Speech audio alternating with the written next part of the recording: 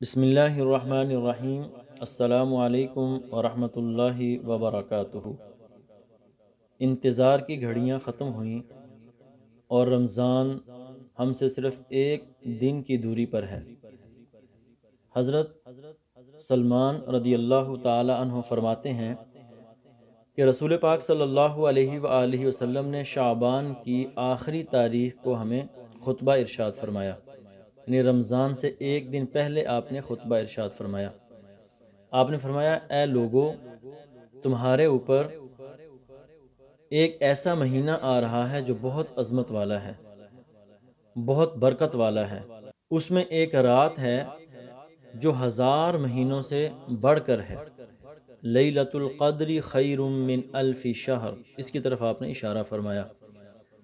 پھر آپ نے فرمایا اللہ تعالیٰ نے اس کے روزوں کو فرض فرمایا ہے اور رات کے قیام کو ثواب کی چیز بنایا ہے۔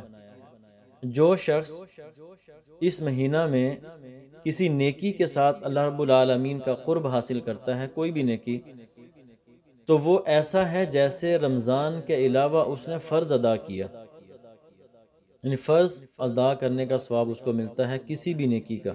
پھر آپ نے فرمایا جو شخص اس مہینے میں کسی فرض کو ادا کرے وہ ایسا ہے جیسے غیر رمضان میں اس نے 70 فرض ادا کیا۔ یہ مہینہ صبر کا ہے اور صبر کا بدلہ جنت ہے، اور یہ مہینہ لوگوں کے ساتھ غم خواری کرنے کا ہے۔ اس مہینے میں مومن کا رزق بڑھا دیا جاتا ہے۔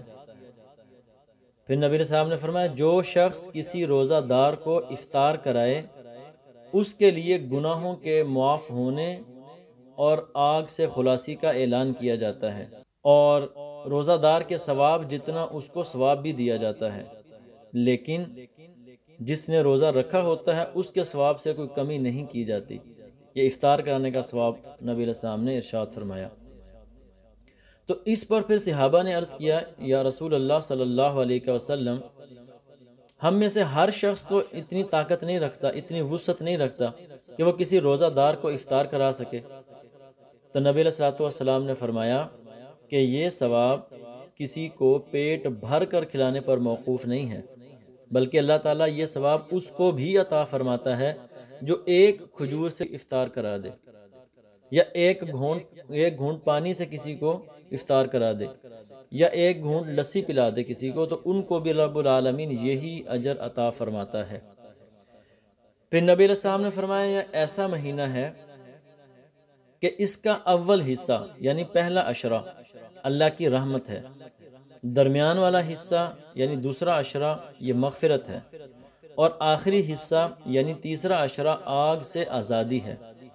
جو شخص اس مہینے میں اپنے خادم اور غلام کے بوجھ کو ہلکا کرتا ہے اللہ تعالیٰ اس بندے کی مغفرت فرما دیتا ہے اور آگ سے آزادی عطا فرما دیتا ہے۔ پھر نبی علیہ السلام نے فرمایا کہ اس مہینے میں 4 چیزوں کی کثرت کیا کرو، کثرت کے ساتھ وہ کام سر انجام دو۔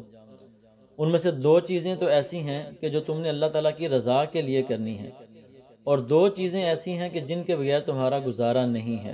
اور پہلی 2 چیزیں جو تم نے اپنے رب کی رضا کے لیے کرنی ہیں وہ یہ ہے کہ تم کلمہ طیبہ اور استغفار کی کثرت کرو۔